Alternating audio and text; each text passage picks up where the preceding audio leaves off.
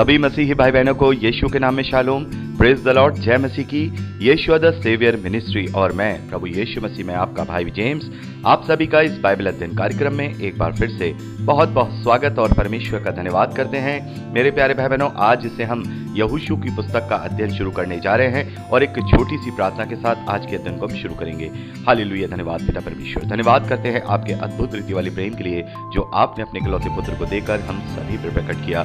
धन्यवाद करते महान पिता परमेश्वर आपके अनुग्रह, आपके महान प्रेम, आपकी तमाम आशीषों के लिए। धन्यवाद करते हैं इस बाइबल स्टडी प्रोग्राम के लिए पिता परमेश्वर, जिससे हम आत्मिक रूप से आशीषित हो रहे हैं, आपके वचनों को सीख पा रहे हैं पिता परमेश्वर। होने दे महान पिता परमेश्वर, आज से हम यहोशू की पुस्तक का अध्ययन शुरू करने जा रहे हैं, तो पवित्र आत्मा हमारी अगुवाई करे, सहायता करे, मदद करे, ताकि इन पुस्तकों को पढ़ के जो इजराइल के इतिहास में पिता परमेश्वर आपकी बातों को पढ़ के, उन सब को पढ़ के पिता परमेश्वर हम इनसे शिक्षा लेकर अपने आप को आपके ग्रहण योग्य बनाने पाए पिता परमेश्वर, आपकी महिमा को जानने पाए पिता परमेश्वर, और दूसरों को भी सिखाकर तेरे राज्य के लिए इस्तेमाल हो सके पिता परमेश्वर। होने दे महान पिता परमेश्वर, सारी व्यवस्थाओं को रिकॉर्डिंग किए जाने को, वचन को समझने समझाए जाने को, हर एक बात को पिता हम आपके धर्ममय और जोरावर हाथों में सौंपते हैं पिता परमेश्वर।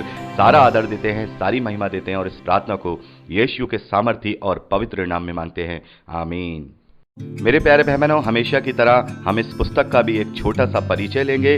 तो यहोशू की पुस्तक को जैसा कि माना जाता है कि जो मूसा के उत्तराधिकारी यहोशू हैं उनके द्वारा लिखा जाता है, लेकिन बहुत सारे स्कॉलर्स ऐसे भी हैं जो ये मानते हैं कि ये जो पुस्तक है वो यहोशू के द्वारा नहीं, बल्कि जो याजक हारून हैं उनके बेटे जो याजक बने हैं एलियाजार, उनके द्वारा लिखी गई हैं। और बहुत सारे स्कॉलर्स ये भी मानते हैं कि ये पुस्तक एलियाजार के यानी कि जो हारून हैं उनके पोतों के द्वारा लिखी गई है या उनके ग्रैंडसन के द्वारा लिखी गई है। लेकिन मेरे प्यारे भाई बहनों, जैसा कि हम देखते हैं, हमने पहले की जो 5 किताबों का अध्ययन किया जिन्हें पेंटाटेक कहते हैं, और ये कहा जाता है और ऐसा माना जाता है कि उन्हें मूसा ने लिखा है। भले ही वो किसी और राइटर ने लिखी हो, लेकिन वो बातें मूसा के द्वारा बताई गई हैं, वो बातें परमेश्वर ने मूसा के द्वारा इजरायलियों को बताई गई थी, इसीलिए उसका जो असली लेखक है उसे मूसा ही माना जाता है। और यहाँ पर भी जो बातें करने वाला अब मूसा के बाद जो उत्तराधिकारी घोषित हुआ है, जिसे हम यहोशू कहते हैं, उसने यहाँ पर अब नेतृत्व किया है, सारी बातें की हैं, सारी घटना है, परमेश्वर की बातें हैं,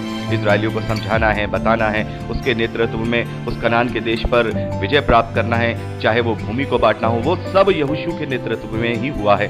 तो ये सारी घटनाएं यहोशू ने ही इजरायलियों को शेयर की हैं, जो परमेश्वर ने उसे बताया, जो भी रास्ता दिखाया। तो भले ही ये एलियाजार के द्वारा लिखी गई हो, चाहे वो एलियाजार के पुत्रों के द्वारा लिखी गई हो या फिर वो किसी भविष्यवक्ता के द्वारा लिखी गई हो, लेकिन ये पुस्तक जो मेनली बात जो ऑथरशिप जिसकी कही जाएगी या जिसको हम कहें जिसके द्वारा लिखा गया माना जाएगा, तो वो मेनली यहोशू के द्वारा ही लिखा हुआ माना जाएगा। तो इसीलिए स्कॉलर्स इसको भी यहोशू के द्वारा लिखी गई पुस्तक मानते हैं। मेरे प्यारे भाई बहनों, जैसा कि मैं आपको पहले भी बता चुका हूं कि ये सारा जो इतिहास हम जो ये सारी घटनाएं हम देख रहे हैं, निर्गमन की पुस्तक से लेकर के हम यहाँ तक जो पढ़ रहे हैं, ये सब प्रभु यीशु मसीह से 1450 साल पहले की घटना है। यानी कि जब इजरायली मिस्र से निकले हैं, तो वो लगभग जो सन बनता है, जो कि हम पहला राजा 6 अध्याय में जब पढ़ते हैं पहले वचन में, तो वहाँ लिखा है जब वो मंदिर का निर्माण होता है तो मिस्र की गुलामी में से 480 साल के बाद वो सारा निर्माण शुरू होता है। तो उस कैलकुलेशन के हिसाब से हम देखते हैं कि जब इजरायली मिस्र की गुलामी में से निकले हैं, जिस दिन निकले हैं उस दिन को अगर हम कैलकुलेट करते हैं तो प्रभु यीशु मसीह से लगभग 1457 साल बनते हैं। 57 साल, माफ कीजिएगा, 1467 साल बनते हैं। तो उसके बाद वो 40 साल की गुलामी में, माफ कीजिएगा, 40 साल के जंगल के सफर में रहे। तो इस प्रकार से अब ये जो पुस्तक का जो घटनाएं हम यहाँ पर देख रहे हैं, वो लगभग प्रभु यीशु मसीह से 1400 साल पुरानी घटनाएं हैं। 1400 साल पुरानी घटनाएं हैं, लगभग इसे हम अगर आम बोलचाल में कहें तो लगभग 1500 साल पुरानी घटनाएं हैं। तो ये सारी घटनाएं हम यहाँ पर पाते हैं, चूंकि अब मूसा इनके बीच में नहीं है, अब यहोशू को आगे का उत्तराधिकारी घोषित किया गया है। अब यहोशू के ही नेतृत्व में पूरे इजरायली जो हैं अब कनान देश में अधिकारी बनेंगे, वहां पर भूमि को आपस में बांटा जाएगा। तो यही सारा वर्णन हम यहाँ इस यहोशू की पुस्तक में देखते हैं। इस यहोशू की पुस्तक में हम 24 अध्याय पाते हैं और 24 अध्यायों को हम 5 भागों में बांटते हैं। जैसा कि हम पहला भाग हम देखेंगे, पहले अध्याय और पहले अध्याय से लेकर के 12वें अध्याय तक जब हम पढ़ेंगे तो यहाँ पर कनान देश पर जो विजय प्राप्त करी है इजरायलियों ने, उसका वर्णन मिलता है। तो पहला भाग हम पहले अध्याय से लेकर के 12वें अध्याय तक देखते हैं, जिसमें कनान देश पर विजय का वर्णन पाया जाता है। और दूसरा हम देखते हैं 13वें अध्याय से लेकर के 21वें अध्याय तक। 13वें अध्याय से लेकर के 21वें अध्याय उसके 45वें वचन तक हम देखते हैं कि वहां पर देश के बंटवारे को लेकर के वर्णन दिया गया है, यानी किस गोत्र को कहाँ का देश, कितना देश और किधर का देश दिया गया है, वो सारे बंटवारे का हम पूरा वर्णन देखते हैं 13वें अध्याय से लेकर के 21वें अध्याय तक। और उसके बाद हम तीसरा देखते हैं 22वें अध्याय में। 22वें अध्याय में हम पूर्वी की ओर जो बसे हुए गोत्र हैं, मेरे प्यारे भाई बहनों, जैसा कि हम पढ़ चुके हैं कि इजराइल के 2.5 गोत्र यर्दन पार ही बस गए थे और उनको जब वापस इजराइल में भूमि दी गई है तो उन्हें भी वहां बुलाया गया है। ये हम 22वें अध्याय में पढ़ते हैं। और 23वें अध्याय में हम यहोशू के अंतिम उपदेशों के विषय में पढ़ते हैं जो उसने इजरायलियों को दिए हैं, जो कि चौथा भाग है। और 5वां भाग हम देखते हैं शकेम में वाचा का नवीनीकरण होता है और यहोशू की मृत्यु और उसका वहां जो है वर्णन मिलता है। ये 24वें अध्याय में हम देखते हैं। और कनान देश का जो बंटवारा हम दूसरा भाग जो हम देखते हैं 13वें अध्याय से लेकर 21वें अध्याय तक, इससे भी हम 4 भागों में बांटते हैं। पहला हम 13वें अध्याय को देखते हैं जहां यर्दन नदी का पूर्व का जो भाग है उसके विषय में देखते हैं। फिर हम 14वें अध्याय से लेकर 19वें अध्याय तक देखते हैं यर्दन नदी के जो पश्चिम का भाग है उसके बंटवारे को देखते हैं। 20वें अध्याय में हम देखते हैं जो शरण नगर है, जिसके विषय में हम पहले भी जान पाए हैं, जिस व्यक्ति से धोखे में अनजाने में किसी का हत्या हो जाती थी तो उसके लिए शरण नगर बनाए गए ताकि वो अब उनको छोड़ करके वहां पर वो रहने लगे। उसके विषय में हम 20वें अध्याय में पढ़ते हैं। और लेवियों का जो नगर है, लेवियों के लिए जो जगह दी गई है, वो हम 21वें अध्याय में पढ़ते हैं। तो इस प्रकार से हम पूरी यहोशू की पुस्तक के 24 अध्यायों को इस प्रकार से 5 भागों में बांटते हैं। और ये लगभग हम देखेंगे 20 से 25 साल का इतिहास मूसा के बाद का यहाँ पर दर्ज किया गया है, क्योंकि ऐसा माना जाता है कि यहोशू की जो एज जब उसे उत्तराधिकारी घोषित किया गया था, या हम कहें मूसा की जब मृत्यु हुई है, तब लगभग 90 साल की थी। और यहोशू की पुस्तक के अनुसार यहोशू की मृत्यु 110 साल की आयु में हुई है। तो लगभग 20-22 साल का ये हम इतिहास देखेंगे। ये पूरा इतिहास 20-22 साल का है। और उसके बाद हम देखेंगे जो इसके बाद की जो 11 किताबें हैं वो भी इजरायलियों के इतिहास को दर्शाती हैं। यानी कि यहाँ से हम देखते हैं कि इजरायली उस कनान देश के, इजराइल देश के अधिकारी होंगे। और जब हम लास्ट इस इतिहास की पुस्तक को जब हम पढ़ेंगे तो वहाँ पर हम पूरा देखेंगे कि कैसे जो इजरायली हैं वो बंधुआई में आ गए। फिर उसके बाद मंदिर की दूसरी बार स्थापना की गई, कैसे शहर पनाह को बनाया गया, कैसे सारी चीज़ें हुई हैं। ये सारी चीज़ें हम आगे आने वाली 11 पुस्तकों में पढ़ेंगे। तो यहोशू से लेकर के आगे की जो पुस्तक है हम देखते हैं, यहोशू से लेकर के एस्तर तक की ये जो 12 पुस्तकें हैं, ये इतिहास की पुस्तकें हैं। इसमें जो घटनाएं हैं वो हमें इस प्रकार से लेनी है कि कुछ तो घटनाओं के रूप में लेनी है कि जैसा घटित हुआ वैसे लिखा गया, और कुछ बातें हमें यहाँ वो भी मिलेंगी, जैसे भविष्यद्वक्ताओं के द्वारा हमें यहाँ पर वो भी बातें मिलेंगी जो परमेश्वर की वाणियाँ हैं। तो जैसा कि हमने दूसरा तीमुथियुस उसका दूसरा अध्याय उसके 15वें वचन में पढ़ा कि जो सत्य का वचन है उसे ठीक रीति से काम में लाना है, तो हमें भी यहाँ इसी प्रकार से पढ़ना है कि जो घटना है उसको घटना के हिसाब से पढ़ना है, जो वहाँ पर जो एक्ट हो रहे हैं उसे एक्ट के हिसाब से पढ़ना है, और जो परमेश्वर की आज्ञा है उसे परमेश्वर की आज्ञा के अनुसार पढ़ना है। जो परमेश्वर की वाणियाँ हैं, परमेश्वर के वचन हैं, उन्हें परमेश्वर के वचन के तरीके से पढ़ना है। तो हमें पुराना नियम इसी तरीके से पढ़ना है, rightly divided the truth the word of truth, यानी कि हमें सही तरीके से इन सारी घटनाओं को, इतिहास को सही तरीके से पढ़ना है। हर एक वचन यहाँ परमेश्वर की वाणी नहीं है। यहाँ जैसे हम देखते हैं बहुत सारी चीज़ें घटना है, एज इट इज जैसी हुई हैं वैसे ही यहाँ पर दर्ज कर दी गई हैं। तो वो ये नहीं है कि वो परमेश्वर की ओर से कोई वाणी है या परमेश्वर की ओर से वचन है, बल्कि उन घटनाओं से हम शिक्षा ले सकते हैं कि ये जो घटना घटित हुई इसमें परमेश्वर का रिएक्शन इजराइल पर क्या था, वो उन पर क्रोधित हुआ या उनसे वो प्रसन्न हुआ। तो इन बातों को देख करके हम अपने जीवन में इन्हें ग्रहण करके, इनसे शिक्षा लेकर के हम परमेश्वर के ग्रहण योग्य बन सकते हैं। तो मेरे प्यारे भाई बहनों, यहाँ पर हमने यहोशू की पुस्तक का एक छोटा सा परिचय ले लिया है, और अब हम यहोशू की पुस्तक का अध्ययन शुरू, और अब समय है कि हम उसके पहले अध्याय पहले वचन से अपने अध्ययन को शुरू करेंगे। यहाँ पर हम पहले वचन से लेकर जब 9वें वचन तक पढ़ते हैं तो यहाँ पर यहोशू को परमेश्वर के द्वारा आज्ञा दी जाती है। जैसा कि हम जानते हैं कि मूसा की मृत्यु के बाद यहोशू को उसका उत्तराधिकारी घोषित किया गया था। अब इसके आगे से जितने भी इजरायली हैं वो यहोशू के ही नेतृत्व में आगे अपने सफर को करेंगे, या फिर हम कहें उस इजराइल देश को अधिकार ले लेंगे या उसमें अधिकारी हो जाएंगे। यहाँ पर परमेश्वर यहोशू से कहते हैं कि मेरा दास मूसा अब मर गया है, इसलिए अब तू उठ, अपनी कमर बांध और सारी प्रजा समेत यरदन पार होकर उस देश में जा जिसे मैं उनको अर्थात इजरायलियों को देता हूँ। तेरे जीवन भर तेरे सामने कोई ठहर नहीं सकेगा। जैसे मैं मूसा के संग रहा वैसे ही यहोशू मैं तेरे संग रहूंगा, और ना मैं तुझे कभी धोखा दूंगा और ना तुझे कभी छोड़ूंगा। इसलिए अब अपनी हिम्मत को बांध, हियाव को बांध और दृढ़ हो जा, क्योंकि जिस देश के देने की शपथ मैंने इन लोगों के यानी इजरायलियों के पूर्वजों से खाई थी उसका अधिकारी तू इन्हें करेगा। हम देखते हैं कि परमेश्वर यहाँ पर यहोशू से कहते हैं कि तू ही इनका नेतृत्व करेगा और तेरे ही नेतृत्व में इजरायली इस देश को प्राप्त करने पाएंगे, उसके अधिकारी होने पाएंगे। लेकिन यहाँ परमेश्वर यहोशू से कहते हैं लेकिन इतना करना कि तू हियाव बांधकर, तू हिम्मत बांधकर दृढ़ होकर मेरे होकर व्यवस्था जो मेरे दास मूसा ने तुझे दी है उन सब के अनुसार करने में चौकसी करना।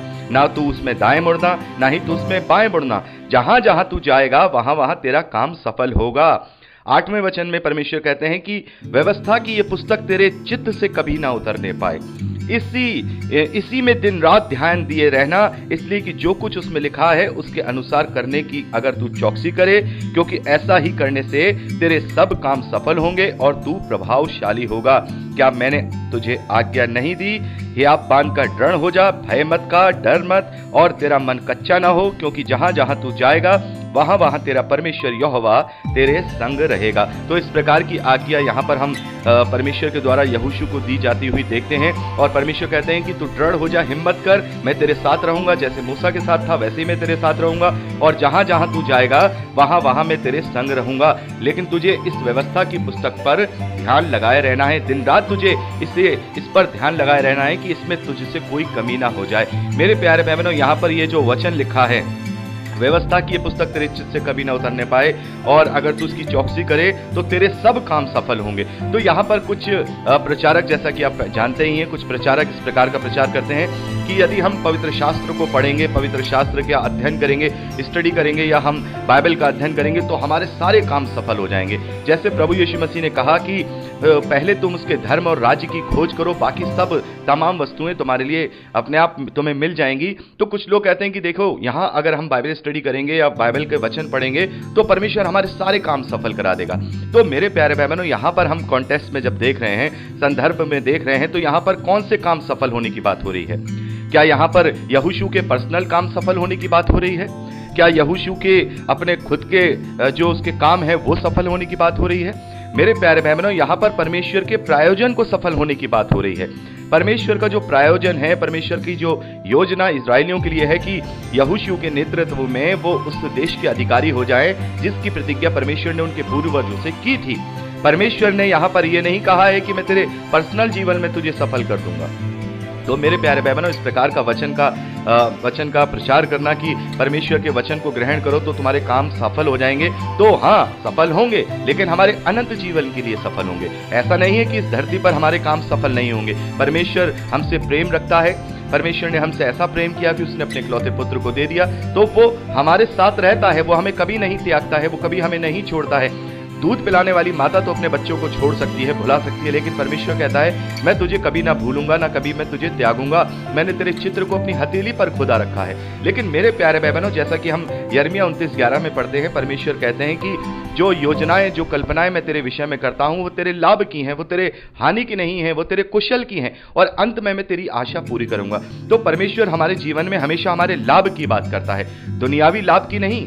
दुनियावी योजनाओं की नहीं, वरन उस अनंत जीवन के लाभ की। क्योंकि हमारे लिए लाभ क्या है, हमारे लिए सफल होना क्या है? हमारे लिए सफल होना यह है कि हम उस अनंत जीवन के योग्य बन जाएं। हमारा विश्वास इतना दृढ़ हो कि जब हम उसके सामने आए, जब वो हम पर प्रकट हो, जब प्रभु यीशु मसीह का द्वितीय आगमन हो, तो हम हियाव के साथ उसके साथ खड़े हो सकें, वहां शर्मिंदा ना होने पाए। ये होता है सफल होना, यह होता है हमारे कार्य सफल होना, विश्वास के द्वारा अनंत जीवन को प्राप्त कर लेना। दुनियावी चीजें तो हम अपनी, परमेश्वर ने हमें बुद्धि दी है, परमेश्वर ने हमें सारी चीजें दी हैं, हम अपनी बुद्धि के अनुसार अपने जीवन में सारी चीजों को ईमानदारी के साथ करें तो परमेश्वर हमें हियाव भी देता है और परमेश्वर हमें सम्मति भी देता है कि हम उसे कैसा पूरा कर पाए। लेकिन हम ये कहें कि परमेश्वर केवल इन्हीं बातों की योजनाएं बनाता है, हमारे जीवन को सफल करने की योजनाएं बनाता है, तो ये बात हम बहुत अच्छी तरह से जानते हैं कि परमेश्वर इस बात की योजना नहीं बनाता है। परमेश्वर दुनियावी कामों की भी अगर हमारे जीवन में कोई प्लानिंग करता है तो वो अनंत जीवन से जुड़ी हुई होती है, अनंत जीवन से रिलेटेड होती है। चाहे हमें इस दुनिया में कुछ ना देना या हमें दुनिया में कुछ दे देना, या चाहे हमें चंगाई दे देना या हमें चंगाई ना दे देना, वो हर एक उस पॉइंट पर होती है जहां पर हमारे विश्वास की परख होती है, हम अपने विश्वास में दृढ़ होते हैं। तो ये वचन इस तरीके से क्लेम नहीं करना चाहिए कि भाई तुम व्यवस्था को अपने चित्त में रखे रहो। व्यवस्था को पढ़ने से, यहां पर व्यवस्था लिखा है लेकिन प्रचारक कहते हैं परमेश्वर का वचन, तो परमेश्वर का वचन केवल पढ़ने से उद्धार नहीं होगा। याकूब इस बात को अच्छी तरह से कहते हैं कि केवल पढ़ने वाले ही नहीं, सुनने वाले ही नहीं, वरन वचन पर चलने वाले बनो। हमने अच्छी तरह से याकूब की पत्री में इस बात को पढ़ा है। याकूब कहते हैं कि ऐसे लोग अपने आप को धोखा देते हैं, ऐसे लोग अपने आप को धोखा देते हैं। तो वचन तो इसलिए पढ़ा जाता है कि हम अपने आप को आत्मिकता में प्रबल करें। वचन तो इसलिए सीखा जाता है ताकि हम परमेश्वर की सच्चाई को जान पाएं और उसे अपने जीवन में ठीक रीति से लागू करने पाएं। वचन इसलिए होता है कि हम अपने आप को इससे जांच करके परमेश्वर के ग्रहण योग्य बना पाए। वचन इसलिए नहीं होता कि हमने पढ़ लिया और हम आशीषित हो गए, जैसे कि बहुत सारे अन्य जातियों में होता है। वो केवल पढ़ करके ही ये सोचते हैं कि परमेश्वर खुश हो गया, वो इतने बड़े सारे पाठ कर लेंगे, पढ़ लेंगे, एक एक घंटा बैठ के पढ़ लेंगे, वो सोचेंगे परमेश्वर प्रसन्न हो गया। परमेश्वर प्रसन्न पढ़ने से नहीं, वरन उसको पढ़े जाने से, वो अपने जीवन में उन्हें उतारने से, जब वचन को जब हम जीवांत करते हैं उससे प्रसन्न होता है। परमेश्वर को इससे कोई सरोकार नहीं है कि आपने पूरा दिन बैठ करके बाइबल पढ़ा है या पूरा दिन बैठ करके कोई पवित्र शास्त्र पढ़ा है। परमेश्वर को इससे क्या सरोकार? परमेश्वर तो ये चाहता है कि ये जो व्यवस्था तुझे दी है, मैंने प्रेम की व्यवस्था दी है, अनुग्रह की व्यवस्था दी है, जो ये वचन मैंने दिए हैं प्रभु यीशु मसीह के द्वारा, जो हमें सारे आज्ञाएं मिली हैं, वो हमारे जीवन में लागू हो। हमारे चित्त में ये बातें होना, प्रभु की आज्ञाएं होना, ये इस बात का प्रमाण है कि हम उन चीजों पर अमल करते हैं, उन चीजों को करते हैं, अपने जीवन में लागू करते हैं। केवल पढ़ने वाले ही नहीं, वरन केवल सुनने वाले ही नहीं, वरन उन पर चलने वाले भी बने। तो इस प्रकार से यहाँ परमेश्वर यही बात यहोशू से कह रहे हैं कि तू मेरे वचन के अनुसार चलेगा, मैं इस व्यवस्था के अनुसार चलेगा, जो व्यवस्था तुझे मूसा के द्वारा दी गई है, तो ही तेरे सारे काम सफल होंगे। यानी कि जो काम मैं तुझे सौंपता हूं वो अनंत, माफ कीजिएगा, वो प्रतिज्ञा का देश देने के लिए, तो उस प्रतिज्ञा का देश तू इन इस्राएलियों को देने पाएगा, तेरे नेतृत्व में वो उसके अधिकारी होने पाएंगे। यही बात हम पहले वचन से लेकर 9वें वचन तक पढ़ते हैं। आगे हम 10वें वचन से लेकर के लास्ट 18वें वचन तक पहले अध्याय में यहोशू का लोगों को आदेश देने का वर्णन देखते हैं। यहाँ पर हम देखते हैं फिर यहोशू जाकर के इस्राएलियों को आदेश देते हैं कि आप तैयार हो जाओ, जो शूरवीर है वो आगे चले, और अब हम 3 दिन के बाद यरदन नदी को पार कर लेंगे। मेरे प्यारे भाई बहनों, जैसा कि हम जानते हैं कि अब इस समय जो यहोशू है और जो इजरायली हैं, उनका डेरा मोआब देश में डाला हुआ है। मोआब देश जो यरदन नदी है उसके पश्चिम में है, और यरदन नदी के पार जब हम जाते हैं तो यहां से ही सारा कनान देश, या आज के परिवेश में हम देखें इजराइल देश शुरू हो जाता है। यानी यरदन नदी के इस साइड में अभी इजरायली हैं, तो उन्हें अभी यरदन पार करना है, और यरदन पार करते ही जो सबसे बड़ा देश यहां पर उनके लिए आएगा वो है यरीहो का देश। यरीहो का देश आपने सुना होगा, आपने पढ़ा भी होगा। जो यरीहो है उसकी बहुत ही बड़ी शहरपना थी। शहरपना से जैसा आप जानते ही हैं कि किसी भी शहर की बाउंड्री वॉल होती है, हर एक शहर की बाउंड्री वॉल होती है। और जो भाई बहन अगर ऐसे किसी शहर में गए हों या रहते हों जहां पर पुराने राजा महाराजाओं के शहर बसे हुए हों, जैसे हम जयपुर को देखें, उदयपुर को देखें, तो वहां पर क्या है, उनके जो किले बने हैं और पूरे शहर की बाउंड्री वॉल बनी हुई है। और यहाँ पर हम आगरा के पास फतेहपुर सीकरी देखते हैं, जहां पर राजा अकबर रहा करता था, तो उसकी भी शहरपनाह हम जब उसके किले से देखते हैं तो पूरी पूरी शहरपनाह हमें वहां दिखाई देती है, ऊंची ऊंची, ताकि कोई दुश्मन उस पर हमला ना कर सके। तो इसी प्रकार से वहां बहुत बड़ी शहरपनाह थी। अभी हम दूसरे अध्याय में पढ़ेंगे, तीसरे अध्याय में पढ़ेंगे कि कैसे यरीहो की शहरपनाह वहां पर परमेश्वर के द्वारा गिरा दी गई और वो कैसे उस पर विजय हो गए। तो मेरे प्यारे भाई बहनों, यहाँ पर हम देखते हैं कि इस प्रकार से जो यहोशू हैं वो इजरायलियों को आदेश देते हैं कि भाई अब तैयार हो जाओ और अब मेरे नेतृत्व में तुम अब आगे बढ़ोगे। तो इसके विषय में जो इजरायली हैं, हम 16वें वचन से लेकर 18वें वचन तक पढ़ते हैं। तब उन्होंने यहोशू को उत्तर दिया, यानी कि इजरायलियों ने जब ये बातें सुनी तो यहोशू को उत्तर दिया कि जो कुछ तूने हमें करने की आज्ञा दी है वो हम करेंगे, और जहां कहीं तू हमें भेजे हम वहां जाएंगे। जैसा हम सब बातों में मूसा की बात मानते थे, वैसे ही तेरी भी बात माना करेंगे। इतना हो कि परमेश्वर यहोवा जैसे मूसा के संग रहता था, वैसे ही तेरे संग भी रहे। कोई क्यों ना हो तेरे विरुद्ध बलवा करे, और जितनी आज्ञाएं तू दे उनको ना माने तो वह मार डाला जाए, परंतु तू दृढ़ और हयाब बांधे रहना। तो मेरे प्यारे भाई बहनों, यहाँ पर हम देखते हैं इस प्रकार से पहला अध्याय जब हम पढ़ते हैं तो यहाँ पर यहोशू के एक नेतृत्व को दिखाया गया है, परमेश्वर के द्वारा आज्ञा, उसके बाद इजरायलियों के द्वारा भी अपना उसे नेता मान लेना, उसके नेतृत्व को स्वीकार कर लेना कि जैसे हम मूसा को फॉलो करते थे, उसकी बात मानते थे, वैसे ही अब से जैसे कि मूसा ने तुम्हें उत्तराधिकारी घोषित किया है और जैसे परमेश्वर मूसा के साथ रहा और तुम्हारे साथ भी अगर परमेश्वर रहा तो हम तेरे साथ रहेंगे। यानी इजरायलियों ने यहाँ पर उसको अपना नेतृत्व मान लिया है। तो पहले अध्याय में हम इस प्रकार से सारी बातें पढ़ते हैं। अब हम दूसरे अध्याय की ओर बढ़ेंगे और मेरे प्यारे भाई बहनों, मैं चाहूंगा कि हम अगली रिकॉर्डिंग में दूसरे अध्याय का अध्ययन करें और यहाँ पहले वचन से लेकर के आप 18वें वचन तक लास्ट पहले अध्याय को पर्सनली रूप से जरूर पढ़ लीजिएगा। और दूसरा अध्याय का अध्ययन जब हम अगली रिकॉर्डिंग में करेंगे तो उससे पहले आप दूसरा और तीसरा अध्याय पढ़कर ही अगली रिकॉर्डिंग सुनिएगा। तो प्रभु आपको आशीष दे। Praise the Lord. जय मसीह की।